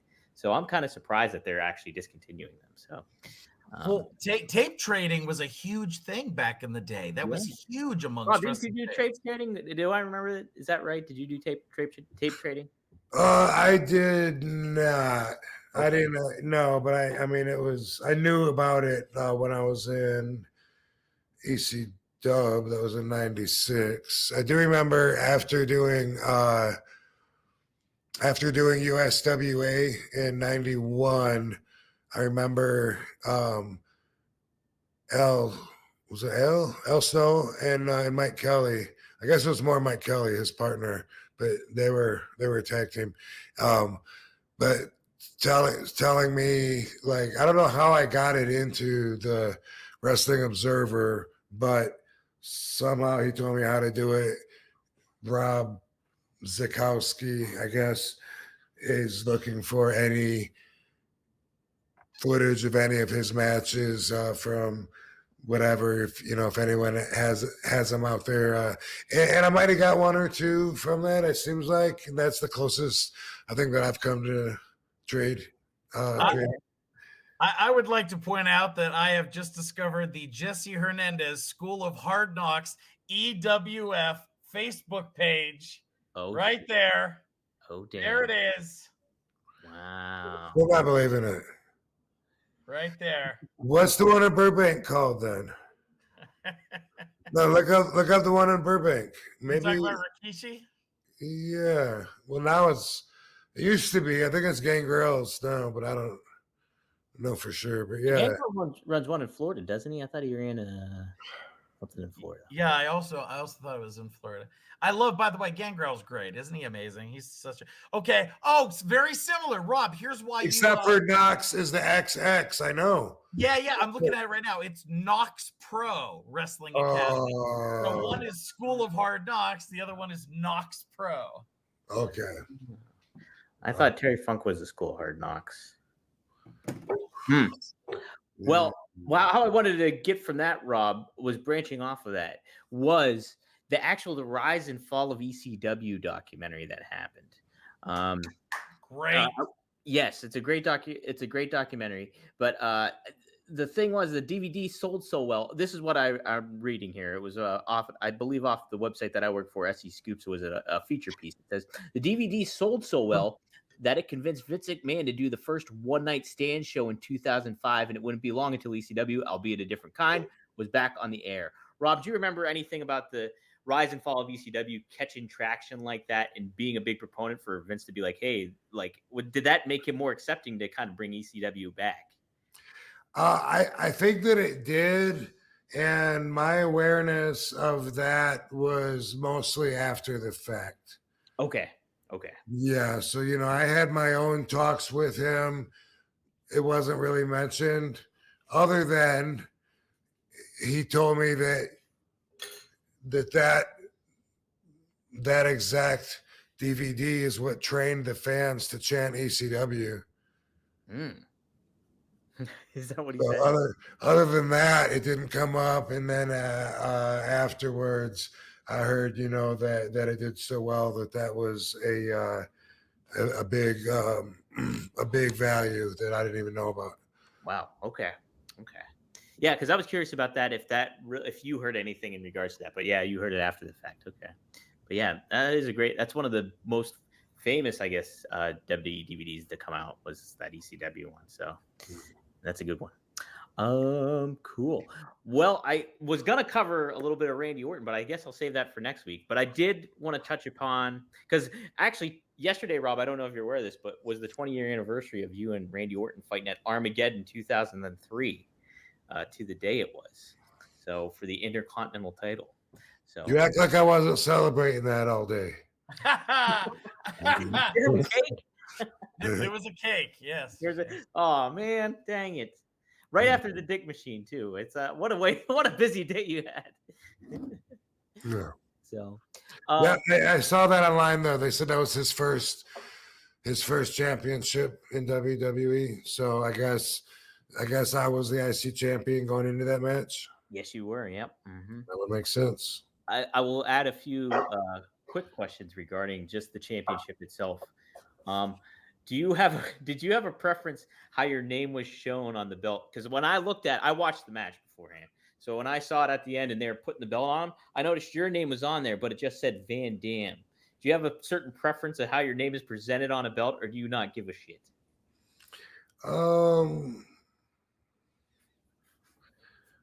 Yeah, I don't think I care. Yeah, I didn't think. It just stood out to me as weird. I was like, why don't they have his whole name on there? And I was like, oh, well, is there? Yeah. Seems like RVD might be, but yeah, I don't know. Yeah, whatever. If someone else thinks it's a good idea, they probably feel stronger about it than I do. Right. There's some belt fanatics probably feel a certain way about certain things, I'm sure. But okay. People have been saying even before I mentioned this was like how great you sold the RKO. Like just overall, you were one of the best sellers of the RKO. So Randy Orton's moves. So pretty good stuff, Rob. You know how to sell, man. It's like think everybody's moves the best. Yeah. There you go. It could have really just been used against me, you know, like if it was back in the day of the jobber, you know, like that's one thing about taking everybody's finisher the best and making their finish look the best is that then they're gonna want to see you do that. Right. See you losing a lot, you know. And some guys have been so good at selling that it hurt their careers, like Mr. Perfect. They often said because of his, you know, when you hit him and he flipped and all that, it became nobody believed he could win because he was so good at getting his ass kicked. That's what you're gonna see. That's a good point too. Yeah, there's a lot of it. Yeah, he did become champion and stuff like that. You know, he was so good. Hey, we do have a super chat here. I remember Seth told me one time that his curb stomp was on the cutting table. They were telling them to get rid of it. I don't know if it was hurting people with it, or if they weren't taking it right or whatever. And when I did my return, I guess in 2014, I guess, and then I started eating it, you know, and he said that it was because of that he got to save it. So. Really? So because they did ban it for a little bit. He changed it. He went to a pedigree instead, and he didn't do they did remove it. And I think that was more of a societal thing with curb stomping and the negative connotation that goes with that. But that's pretty interesting. So it's a good finisher. That's a good finisher. We do have a super chat here. RC Silverado says, thank you for the $5. RVD, if you can tell us about one of your best matches. We know, obviously, One Night Stand. We talk about that. Is there a certain other one that like kind of flies under the radar that you're really appreciative of, Rob? Under the radar, because I talk about the Jerry Lynn matches a lot as well. You talked about Bam Bam before. Right. Love working with Bam Bam. I always tried to have the best match regardless of who I was in the ring with. So that's when I really was pulling everything together, was when my agenda was, man, what can I do with Spike Dudley? You know, and I would beat the shit out of him. And I would love the matches. Afterwards, I would feel just like I did if I wrestled Kamala or, One Man Gang or something, in the respects of man, I love that match. It was awesome. The crowd was so into it. We did some amazing shit. It, when I could feel like that, regardless of who I was there with, that would be mission accomplished for me. I forgot that I had wrestled and met Mustafa before ECW. And until like recently, I had this memory, and it had to be Mustafa. It just had to be. And I like looked up, and sure enough, he was in WCW with me in '93. We had a match in Pensacola, and we were both fairly green, young, and we're out there wrestling each other, and the lights went out in the building. And so that was like a true test, like, oh fuck, what do we do? And when it was, we handled it, you know what I mean? Like whatever he did, he had me in a headlock or a bear hug. I think a bear hug, for a lot of it when we were out. And Bill Dundee was the agent that, gave us props afterwards for doing it. And I'm not saying that was one of my best matches, but that just popped into my head because I totally forgot that was the same dude that would have been New Jack's partner in '96. That I had even worked with him before. But I always liked wrestling with Sabu. Mm-hmm. Yeah. Then when we first came into ECW, we had a Matter of Respect match, and came back and Hostile City Showdown. And I really enjoyed all of those. And I felt like each one progressed. That's how I was getting introduced to ECW, was feeling like give everything all you got, because you'll think of something better next time. And so you don't save anything. And that's what being extreme was for me. Yeah. No, it's pretty cool. We got to cover a few of the ECW matches, but there's a lot more to look at too back So one of my this was the best match that I had at the time. This would have been, I think, '95. It could have been '96. RVD versus Danny Crockett in All Japan. Oh. Yes. This was my first chance. I wrestled for All Japan a lot. For some reason, that gets left out a lot of times of my career when it's being discussed. But from '93 till '99, All Japan was my bread and butter. And then I wrestled for a lot of other companies over there in Japan as well. When I say a lot, I mean that includes TNA and WWE as well, but and ECW, FMW, New Japan, IWGP. Anyway, I've been over in Japan like 22 times, I think, or 23 times. Something that just jumped out at me. Have you spent much time in Mexico? As a high flyer, it seems like you don't really mention Mexico that much, like AAA, etc. Like, I have always for like one shots. I never spent time like staying down there and like doing the circuit or being there for a length of time, like one or maybe a tour. If it was WWE, we might have like 3 shows of our show that we're bringing there, but this was the first time in All Japan that I got a chance to show myself in a singles match. They would protect you coming in and I was always in 6-man matches with Stan Hansen and Johnny Ace and Gary Albright and Johnny Smith and whoever, but this was a singles match, and it was at the Budokan, which is the big show of the whole tour, 17,000 people. And it was for the light heavyweight championship, or junior heavyweight, I think it was called. But Danny Crockett was the champion, and Danny, he liked me a lot. And he told me he was going to teach me a lot in that match and get me over. And that's exactly what he did. And that match was the first time that I could actually feel the building of a match. And he taught me the proper placement and making moves means something instead of just, diving out of the ropes to the floor right off the bat. Like everything was built so much that the crowd followed it that way, and the crowd got louder, louder, louder. And then at the end, when you're going for your false finishes or whatever, at that point, the crowd is like so into it. And it's awesome because they'll be quiet in between. And then when you hit the action, they all go, ooh, and then they clap with their feet in the stands. And like a thunder, it's like kind of, ooh. And he taught me like so much about that. And I did break his nose with a spinning back kick in that match.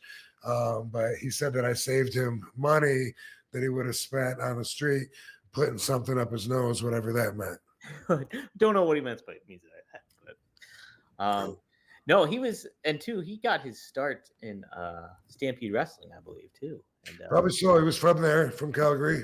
Yeah, he was a pretty big name. I think that was pretty well respected. I know he got inducted. I'm looking now. He got inducted into the Stampede Wrestling Hall of Fame in '95. But yeah, pretty cool. Yeah, you hear good things. Yeah, I bet you guys. Oh yeah, I'm reading it right now on Reddit here. Dan Crawford, Phil LaFon versus RVD in All Japan Pro Wrestling. Yeah. Is it 95? So it's June 9th, 1995. Wow, the match is up on Reddit. I'll have to share this link with you, Rob. So June 9th. That's Dango's birthday. Wow, guess how many stars Dave Meltzer gave this match? 4. 3. Yeah, almost both. If we're playing prices right, RVD would win. It was 4.5 stars. So wow, down, Rob. Really? So there you go. Standards are different then. Yes. Yeah, I learned so much though about the psychology of the match and just the story that we told, and feeling the crowd react in the way that he wanted them to. Abdul the Butcher would call him the master. He would say that like on the bus or whatever. Look, you're the master. You're the master. How about that? Well, cool. No, that's a good way. Hey, that's a good. We'll have to look into that match a little bit more. I'm fascinated by that. And your All Japan tenure, yeah, you're right. It's like it's pretty cool experience, I'm sure. Not only that, but like you did work with legends like Stan Hansen, but Giant Baba, you talked about him, how he recommended that you put boots on and all that stuff. Pretty big. Yeah, and I worked with Kabashi and Masawa a lot. Akiyama, Amori, Kawada, Taue,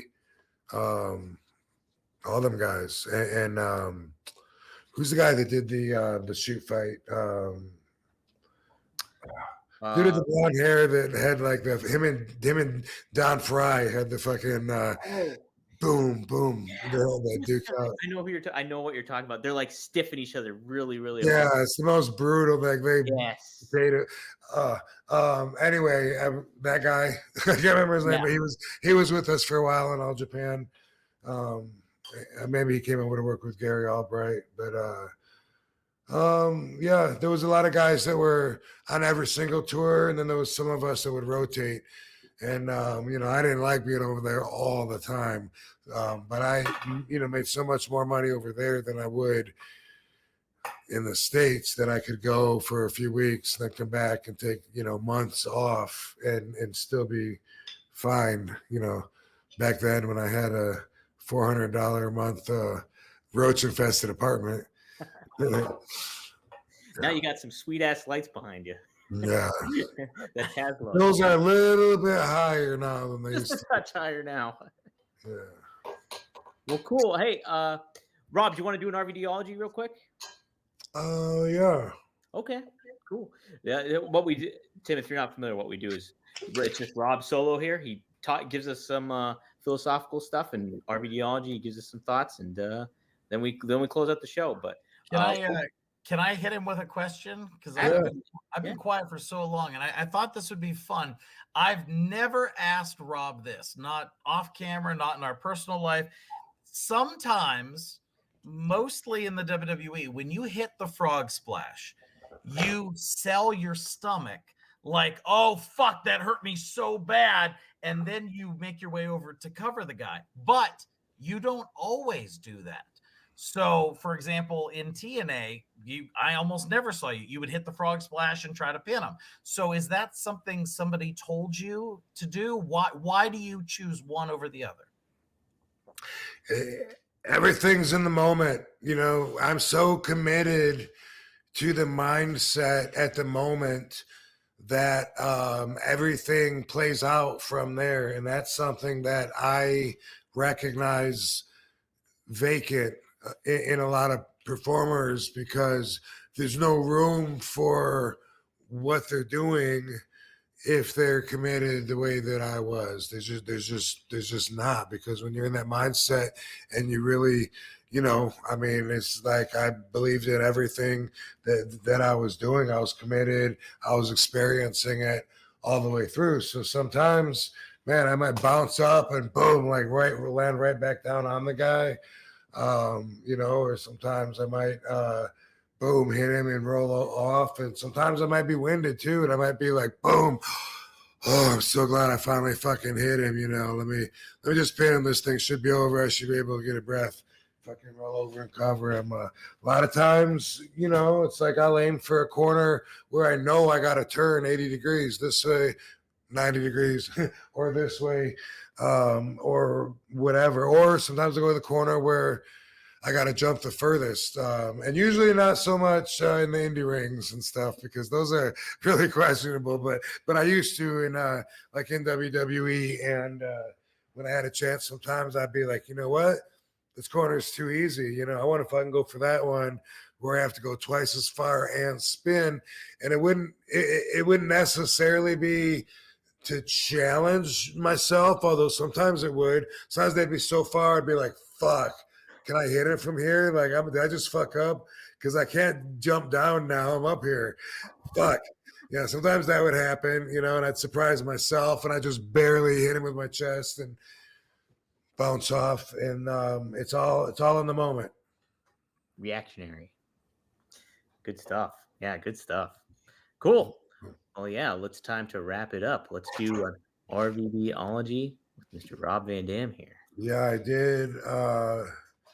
Did an RVDology episode on my YouTube page, which has gotten like a whopping 27 views. So, but the sound was fucked up on it too, so it's probably a pain in the ass to listen to, and most people probably turn it off. But anyway, the gist of that was, and Tim, I probably talked to you sometime over the last 4 years about this scumbag that was trying to shake me down, picked a fight with me, didn't like the results. Finally ended in a jury trial in my favor just last week. So that's really good news for me. One of the things that I learned a lot. One of the things, though, that's worth conversation, his lawyer, one, seemed like a fan, and like he didn't want me to not like him, you know, want me to like him. But he'd even say in between, he'd be like, you know, like when we're, let's say, commercial break, for lack of a better term, he'd be like, yeah, you know, I'm just doing my job, you know, don't take it personally, you know, just doing our job. And I'd be like, yeah, whatever, dude. And then we'd be back on and be like, RVD is a known murderer, terrorist, rapist, and he has anger issues, and he's not cool, you know. And so, yeah, I know, no problem, bro. But he would say, don't take it personal. And it's like, how do you not take that? Because that's how it felt like, the attack, you know, everything that he was accusing me of that I wasn't. And that was exaggerating a little bit there. But you know what? That's one of the 4 agreements. You don't take it personally. And you know what? The more you can really get behind that and feel that, the better off you'll be, like just going about your day. Now, something like this is pretty personal, because the guy is legitimately trying to steal my life and take everything from me and basically just, you know, move into my life. So that's pretty damn personal, maybe about as personal as it gets. But overall, we take a lot of things personally when we really shouldn't, you know. Sometimes we get in arguments with people and we're so offended that they would say that, or they would do that, or they would believe this other person over you, or not even bother asking you and just assume this. Boom, we cut them off. If you really cared about that relationship, I don't know that you would cut them off. Like, what kind of, ego anchor is it that's keeping that gate closed if you wanted it to be open? One of my friends last year, his wife came out to Vegas, and for some reason, we were going to try and get together, me and Katie, with her. Weren't able to do it, whatever reason or whatever. Man, he was so offended, took that so personally, and he was done. He was just like, I can't believe the way you disrespected her when she was out there, and boom, boom, boom. I didn't take that personally. He's telling me all this shit on the phone, and I'm like, I've known this guy too long. I'm gonna go ahead and give him a pass on this, and I did, and that was it. Eventually, he came around, and he's like, "Man, I'm sorry, I was going through this and that." I'm like, "Don't worry about it. Our friendship means more than that." No, not everybody. Some people, they say something, and it's like, they don't get a pass. Sometimes someone will get a pass, but then if they bring it up again later and go back to the exact same thing, well, then it becomes real. Then it wasn't a mistake or an oversight. I've cut off a lot of crazy friends. I say cut off, but let's just say disconnected from. And one of them that comes to mind, this motherfucker, let's say he owed me money, didn't pay money. Much later, a misunderstanding, this and that, blah, blah, blah. But then when we fight, he brings it up again about, boom, I knew back then, boom, boom, boom.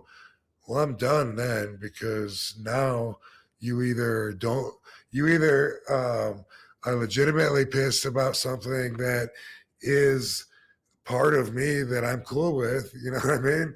Like, you don't want to, that could be anything. Or it's just not worth it. But as far as taking things personally, in the 4 agreements, if you know what I'm talking about, that's a book, and I bring it up a lot because it's awesome. I also just saw Michael Franzese and Chaz Palminteri. They did an episode talking about it too, so I thought that was really cool. But it's easy to take things personally, but if you try to consciously not let yourself do that because you know that you shouldn't, it's better to just shrug it off. You know what I mean? Like somebody comes zooming by you, your car, you're on the road, they come by you. Maybe they're a little too close to you. They're going too fast. So many people automatically will just take that personally. Like, hey, look at this motherfucker. Why is he in such a fucking hurry? And it's like, you know what? They'll take it personally. There's something going on with that guy, and you don't know what it is. Maybe he is in a hurry. Maybe he's got a legitimate excuse. And if he doesn't, that's his risk. What if he did just pass you on the right side in the grass? Why the fuck are you going to be personally offended by that? That motherfucker took the chance. If he hits either a rock or a well or gets pulled over or whatever, that's on him. He took that chance. I feel that way about drivers whenever they zoom by me or whatever. It's like his choice. I could do that if I wanted. I don't get why other people don't, but they take it personally because they feel like, well, I have to stand here and wait in line, so should everybody else. But not really. If there's 4 lanes, and you can get anywhere that you want to go, So I had a comic book store. Everybody knows this. It wasn't a successful business venture overall. It was something that was introduced to me first, put my name on it, or be a silent investor first, then put my name on it. Then why not get behind it and then really push it, do whatever I can. I had a lot of fun with the store. It was open about 3 years at 2 different locations at different times. And I had a lot of wrestlers help me out. They signed autographs, took pictures at my store, other celebrities too. But as a business owner, I sucked. I never opened the cash register once. I trusted everybody, kids that were working for me to get everything done. I had one guy that managed my store, and this guy ended up becoming a problem. Some of the other employees told me one time that this dude is talking to some of the children they're a little too young. And they mentioned this one girl that used to ride her bike to the store, and they said they caught him getting her phone number. They're weirded out. What should we do about it? So, holy shit. I don't have any experience dealing with any of this shit. Don't even have as much life experience back then. This was so long ago. What was this, 2007? Was it before I injured my leg? Sometime around then, I guess, 2004. Anyway, I have the pictures to prove it. All the wrestlers that were there. I get him by himself, and I question him. And he tells me that he actually needs me to know that I might be notified he's in a little trouble. It has something to do with some stuff that was found on his computer. I dive into the conversation a little further. This motherfucker starts telling me about some of his issues. You guessed it. He's into children running my store. You don't know what's going on with other people. You really don't. And I wouldn't have had a clue. Now, he told me that it was all in his head. He wanted to get help. He said he hadn't touched or gotten with anyone underage. And of course, boom, automatically you're gone. I couldn't just leave it at that. I had to follow up. I felt like I got to get this guy, Hub. What am I doing? Letting this guy out on the streets? He's going to, you know what he's going to do. And I kept checking back with him for the longest time. And he was telling me there's help for the abused, not for the potential abuser. He said it was like so hard to find anyone. And I remember looking. It was a really weird and dark time. But as I shared the story with a few people, some people told me I'd bust that motherfucker right in his mouth. I would have beat the shit out of him. Now, how do they take that personally? What's going on in this dude's mind? I wonder how some of you feel about that. But when you think about it, it doesn't make sense. It didn't to me. I didn't take it personally. I mean, listen, this guy's representing me and my name. That is very much a potential problem. I can take that personally. But I believed him that at that point that we got it fixed before it became an issue. Again, if anyone, maybe me, but for other people just to hear it, they get offended. They take it personally. It's one of those crimes, even worse than you never hit a woman no matter what, or there's never a good reason or whatever. This is one of the ones where people want to kill pedophiles. And now maybe he is. I don't know. I haven't talked to him in years. I don't want to. Am I obligated to? Fuck no. But that whole experience, I started talking. I told a few more people than I should have, probably. He should have taken that personally, I guess. Or maybe realized where the problem really lies and try and find it at the source. But remember this, dude. I didn't take it personally. I don't think I should have. Do you?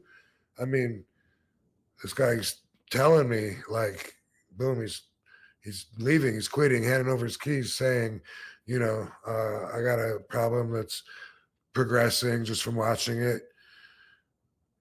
I'm so glad that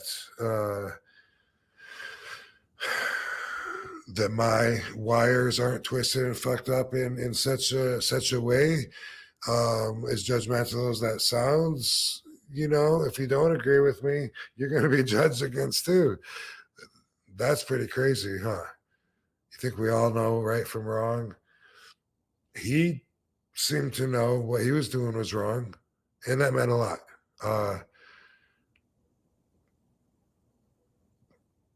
His future, whatever he does and chooses the rest of his life, I don't take that personally as if any of that is on me just because I knew this little thing about him. A lot of people would react differently, but keep in mind, like a lot of times, if instead of taking it personally, if you think it's the other person, some drunk guy screams at you on the sidewalk, "Hey, motherfucker!" You know what? You could be offended, like he said some shit to me, or you could just be like, you know what? There's something wrong with that guy. Go with the second, and a lot of times in life you can do that just to try and apply that. If I didn't take this personally, it's on him. You don't know what someone else is going through. You really don't. And even if you think you do, you only know part of it. So that's what I want to leave you with. Try and keep that in mind. Just like always, don't freak out about reprogramming yourself. If you're just aware of it and you just think towards it, recognize it, boom, it'll become bigger in your life. Don't take it personally. See you next week. You can't take it personally. Pretty heavy story to very heavy. What a way to close it out. Holy smokes.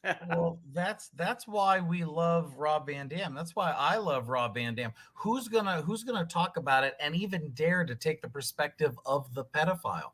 I knew a guy, they call themselves minor attracted people, and he tried to tell me, like, you can't say that you have these thoughts. Otherwise, like he said, people want to beat you up, want to kill you, well, then you don't get help.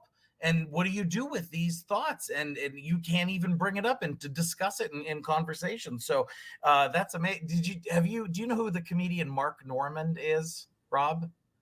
I was a part of Skankfest. Do you know Mark Normand? No, I haven't heard of him before. He's hilarious. He has a special on Netflix. You should check him out. He's kind of like a Norm Macdonald, but he does a bit about how lucky we all are that we're not pedophiles. He says, think about it. Think about the wiring. When you were 10, you liked girls who were 10 and you liked grape juice. Now you're an adult. You like adult girls, but you still like grape juice. And he talks about how that wiring, it's like, thank God you didn't. But anyway, that being said, I know you guys got to wrap up. Rob, you're a big fan of synchronicity. Check it out, brother. Look what I've been reading. Wow. Dude, awesome. Wow. No joke. My friend Brandon Ficara recommended I read the 4 Agreements because I was a little depressed chasing projects in Hollywood. There's so much BS about you. It's like you got a handful of lottery tickets and you never know which one's going to go. And so you're wasting time with Zoom meetings. Anyway, he recommended I go through this. It's become my daily mantra in the morning. I do those 4. I tell myself, be impeccable with my word. Don't assume that I know what other people are thinking. Don't take it personally. Always do your best. That's my mantra every morning these days. That's awesome, and it's literally been like the last month. Seriously. So what are the odds of that? Wow. That's great. That's great, dude. That's what I'm always trying to push upon people is you got to reprogram yourself as an adult because life's different now. Your perspective has to be different now. If not, then you ain't going to make it. If you're not adapting or changing, like there's something on your end. Still think Santa Claus is coming down your chimney. You're not ready for life yet. Wait, what? No. It's true, Dom. No, say it ain't so, Rob. Say it ain't so. So I'm going to take this opportunity. I'm going to take this opportunity to plug 2 things. I got a movie out there. It's called Hell's Coming for You. It's about a disabled bounty hunter. We shot it in Las Vegas. It's a lot of fun. It's on Amazon, Tubi, all that. If you watch it on Amazon, please leave a review. That stuff matters.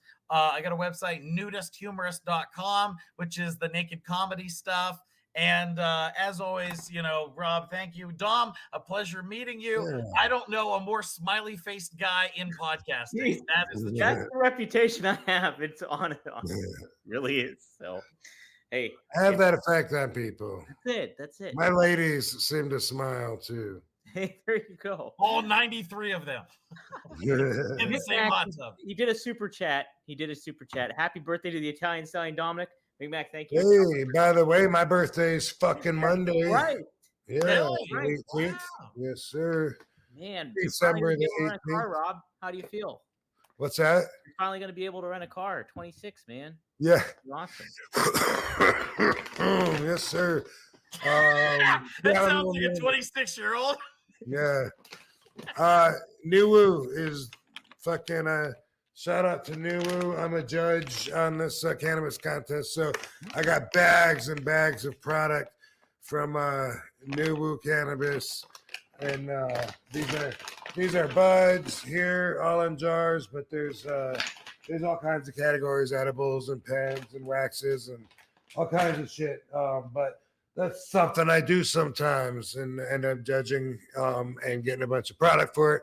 Nuwu is like the coolest fucking cannabis place in Las Vegas. Like Planet 13 is so big that Nuwu said, fuck it, we're gonna add like fucking we're gonna add like concert halls. It's just so fucking big. There's an outside to it, which nobody has that. You're outside. There's a walk-up dab bar. Same thing with the flower outside. Several places inside. Pretty cool. I gotta get away from Jardine. That's all I ever go to is Jardine. So I do like it's called Hardin. I do like Hardin because the girls are so cute there. So that's the reason to go there for sure. It's like the Hooters of the dispensaries. Yeah. They are so cute. No doubt about that. But if you haven't been to Nuwu, they're on Indian reservations. So that's why they have the lounge where you can smoke on site as well. No one else has that. So it's always been an issue here in Las Vegas and still is for the time being because you can buy weed anywhere, but you can't smoke it anywhere. Oh, geez, yeah. Well, If you're a tourist, you know what I mean? Like can't, hotels don't want you to smoke them up. So you got to either go outside. But I mean, I don't think people are getting busted like standing outside and shit doing it. I do, and I see a lot of other people do too. But at Nuwu, I mean, they have fucking ton. I don't know, thousands and thousands of square foot. Oh shit! Fuck. oh, you're there. We can hear you. Yeah, sorry, I had a fuzzy blurb. Oh, Hey, I'm excited to hear what you guys have to say about the Von Erich movie. So I'm looking forward to hearing you guys' reviews on that. oh yeah. I saw an advanced screening. I actually just gave a wrote a review, and me and my brother Marcus, we did a video review on SEScoops.com. So it's very, very heavy, obviously, as you could imagine. I hear it's not historically accurate, but as a movie, it's really good. Yes. So there's a lot. They took a lot of liberties, but this whole story gets across. There's an omission of their youngest brother, Chris Von Erich. He's not a part of the movie. That's probably the biggest omission. That is the biggest omission. But yeah, they take some liberties. But overall, it's a very telling story about the Von Erichs. And as a wrestling fan, you'll like it. As a non-wrestling fan, my brother says he thinks other non-wrestling fans would also like it too. So it's a good movie. Yeah. So keep your eyes out for it. I was very impressed. So a lot of neat aspects to it too, for sure. So cool. Guys, this was a lot of fun. Guys, if you like what you're seeing, comment in the section below. Give us a like. Follow Rob at The Real RVD. Follow the podcast at rvdpod.com. Chris, do you have any social media stuff? Chris, geez, oh man, I'm all over the place here. Hey, it says happy birthday to the Italian Stallion Dominic. Who's that? You? That is me. When's your birthday? June 2nd. Well, why does it say that then? Just for that? It's an inside joke. Road Dog has a thing. He's like, whose birthday is Okay. it? On my birthday, nonetheless. Okay. On your birthday, I'm scooping your heat. Jeez. All right. Yeah. Good Lord. Tim, any social media you want to plug or anything real quick? Well, I like I said, the movie, nudisthumorist.com. If you want to look for Timothy Chizmar on Facebook or Tim Chizmar on Instagram, that's great. You know, I'm always up to something. Tomorrow, I'm going to a party with Guns N' Roses, Afro Man, Sublime, a bunch of political people here in Vegas. It's going to be crazy, crazy going nuts. So I'm always doing stuff. Cool. You know what, Tim? You got to write something funny that me and Afro Man can do together, because he DM'd me and said, let's do something together. And I was like, that'd be awesome, but it'd have to be like really funny. And I was thinking of ideas, and I started thinking like, maybe I should contact Alex Perry, who did that. He wrote the Olympic tryout that me and Kurt Angle did. Oh yeah. From And I was like, yeah, I was thinking maybe just ask, someone random like that who could come up with something really funny, because I don't really like my ideas, what I came up with. But yeah, because maybe I'll ask him tomorrow too, because I'm probably going there. Hey, nice. I hope so. Katie says for sure. So if you're not working out with your dick out, I get it done before. You get it done before. Yeah. All right, guys. Hey, we'll see you next time here. Cool. On One of a Kind with RVD and Tim and me. All right, guys. Later, everybody.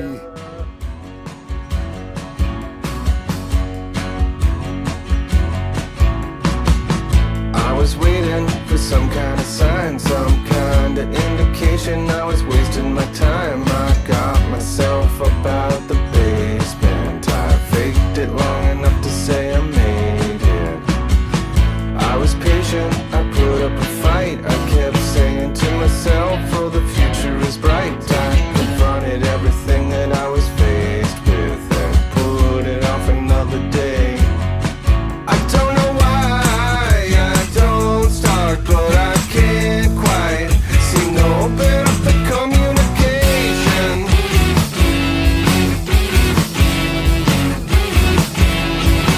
I wanna try so hard, but I can't find anything to give me the motivation.